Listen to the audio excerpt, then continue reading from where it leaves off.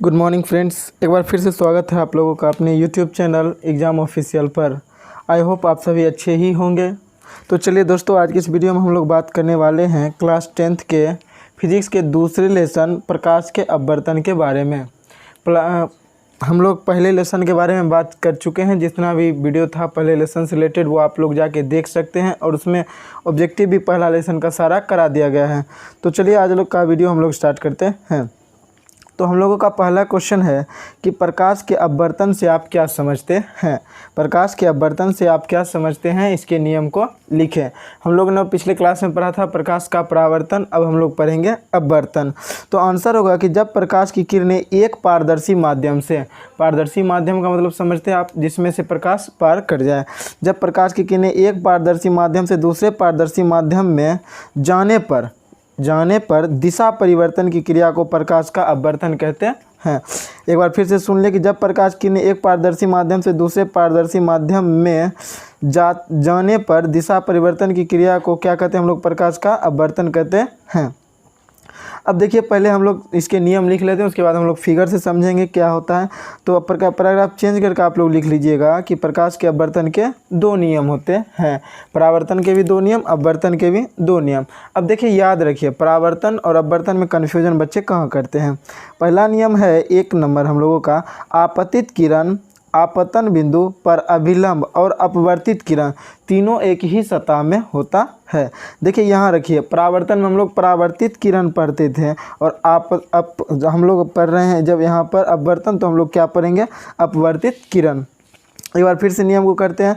आपतित किरण आपतन बिंदु पर अभिलंब और अपवर्तित किरण जो होता है तीनों का तीनों एक ही सतह में होते हैं। और दूसरा जो नियम होता है, लिखते हैं किन्हीं दो माध्यमों और प्रकाश के किसी विशेष वर्ण के लिए, किन्हीं दो माध्यमों, कोई दो माध्यम होगा और प्रकाश का किसी विशेष वर्ण का अर्थ हम लोग यहाँ पे रंग से लेते हैं, के लिए आपतन कोण की ज्या, जिसे हम लोग साइन भी सूचित करते हैं, और अपवर्तन कोण की ज्या। हम लोग पढ़ते हैं आपतन कोण की ज्या और हम लोग अपवर्तन पढ़ रहे हैं, तो यहाँ हम लोग क्या पढ़ेंगे, अपवर्तन कोण की ज्या का अनुपात एक नियतांक होता है। नियतांक का अर्थ होता है फ्रेंड्स कोई मान जो फिक्स मान हो, नियतांक होता है। इसे स्नेल का नियम भी कहते हैं। हम लोग से ये इंपॉर्टेंट होता है कि स्नेल का नियम किसे कहा जाता है। कभी कभी रहेगा प्रकाश के अपवर्तन का दूसरा नियम, या इसका एक नियम भी होता है, वो हम लोग जानते हैं, वो क्या होता है, साइन आई बटे साइन आर, ये इसका नियम भी होता है। तो अब हम लोग एक फिगर से समझते हैं क्या था नहीं था। देखिए, तो सबसे पहले यहाँ एक माध्यम हम लोग आपको दिखा देते हैं। ये एक माध्यम था और यहाँ से कोई प्रकाश आई, यहाँ से कोई प्रकाश आई। अब हम लोग परावर्तन में पढ़े थे, तो जब यहाँ से आई तो यहाँ से टकरा कर निकल जाती है, वो होता है परावर्तन। लेकिन हम लोग बात करें अपवर्तन की, तो देखिए ये प्रकाश यहाँ से आई और इसको ये सीधे जाना था, ये प्रकाश यहाँ से आया और इसको इस सीधे जाना था, लेकिन इसने यहाँ से टर्न ले लिया, यानी अपना रास्ता बदल लिया। अब जो रास्ता बदला, इसी को तो हम लोग अपवर्तन कहते हैं। रास्ता बदलने की क्रिया ही हम लोगों की क्या कहलाती है फ्रेंड्स, अपवर्तन कहलाती है। और जब हम लोग जानते हैं कि टकरा कर वापस लौटती है, जिधर से आई उधर ही, तो वो हम लोगों का क्या होता है, परावर्तन होता है। नेक्स्ट क्वेश्चन, सॉरी, इसे ही हम लोग स्नेल का नियम भी कहते हैं। आप लोग याद रखिएगा, एकदम ऑब्जेक्टिव यहाँ से रखिए, तो 95% ये क्वेश्चन आपके हर ईयर देखने को मिल जाता है कि स्नेल का नियम को ही हम लोग साइन आई बटे साइन आर से सूचित करते हैं। नेक्स्ट क्वेश्चन है कि प्रिज्म किसे कहते हैं। नेक्स्ट क्वेश्चन था हम लोगों का कि प्रिज्म किसे कहते हैं। इसका आंसर हम लोग करेंगे तो लिखेंगे कि किसी कोण पर झुके, किसी कोण पर झुके दो समतल पृष्ठों के बीच, दो समतल पृष्ठों के बीच घिरे किसी पारदर्शक माध्यम को, घिरे किसी पारदर्शक माध्यम को हम लोग क्या कहते हैं, प्रिज्म कहते हैं। अब इसका फिगर देख लेते हैं हम लोग। तो देखिए, इसका फिगर आप लोग इस तरह से बनाइएगा। सबसे पहले तो आप लोग ऊपर का एक त्रिभुज कर लीजिएगा, आसानी से सीखिए। एक त्रिभुज करके उसके बाद इसे 4 भागों में इस तरह से डिवाइड कर देना है आपको, ऐसे करके यहाँ से ये कर लीजिएगा। अब उसके बाद एक बीच से हम लोगों को लाइन दिखा देना है, और आप लोग नाम रख लीजिएगा A B C डैश, इस तरह से B डैश। ये हो गया हम लोगों का प्रिज्म का फिगर। ऐसे आप लोगों का प्रिज्म का फिगर नहीं पूछता, लेकिन बना लें, अगर पूछे तो आप लोग भी बना दीजिएगा। अगला क्वेश्चन है कि लेंस किसे कहते हैं।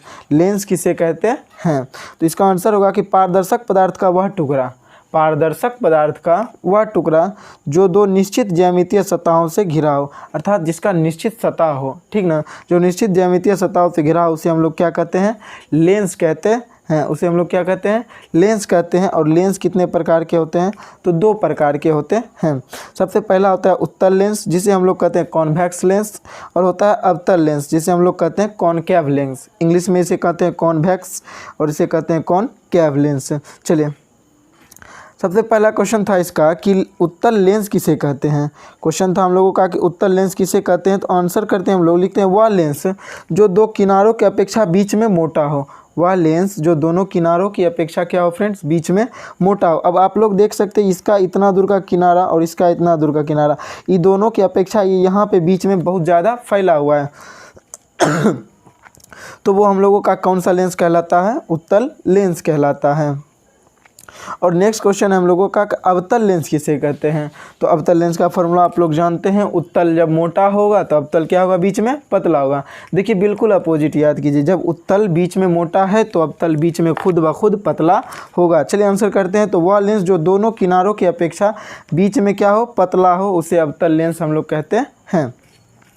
फिगर में आप लोग देख सकते हैं कि यहाँ पर मोटा, यहाँ पर मोटा, लेकिन यहाँ ये बीच में पिचका हुआ सा है यानी पतला है, तो इसे हम लोग क्या कहेंगे फ्रेंड्स, अवतल लेंस कहेंगे।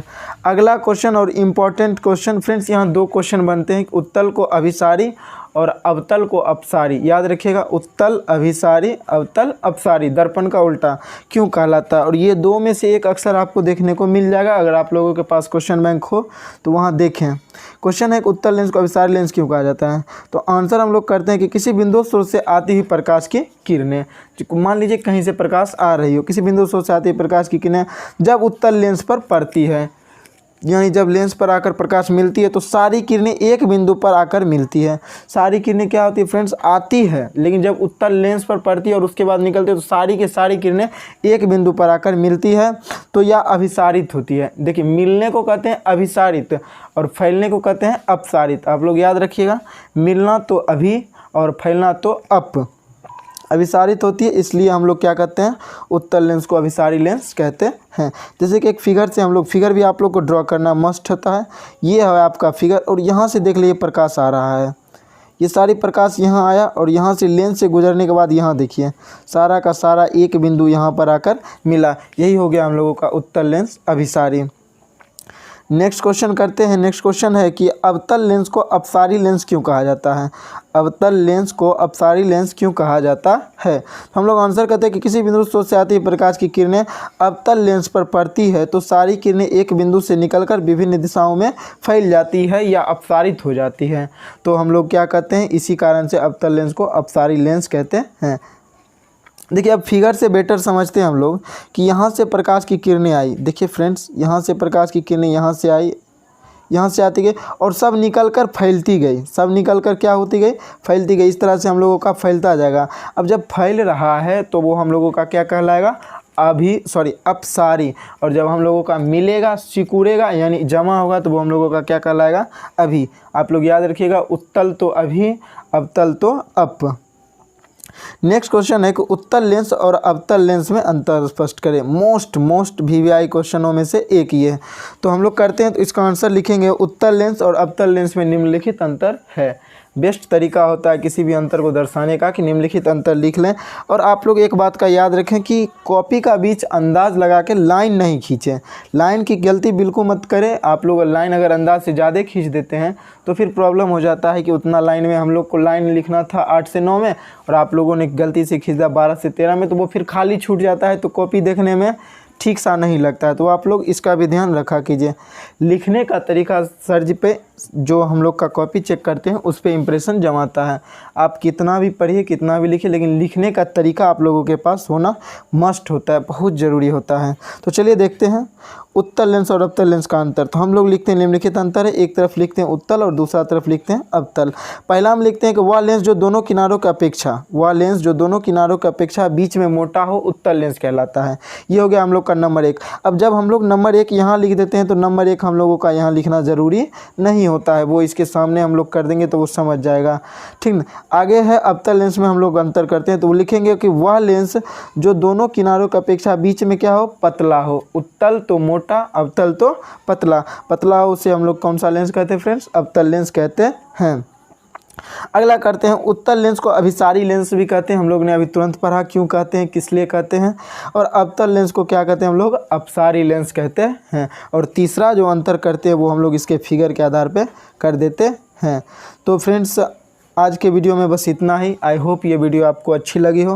अगर वीडियो आपको अच्छी लगी हो तो लाइक करके वीडियो को, चैनल को सब्सक्राइब भी कर लें, ताकि इस तरह की वीडियो आपके पास पहुंचती रहे और आप लोग बोर्ड एग्जाम में अच्छा से अच्छा स्कोर कर सकें। चलिए फ्रेंड्स, तो आज का वीडियो हम लोग ख़त्म करते हैं। तब तक के लिए जय हिंद, जय भारत।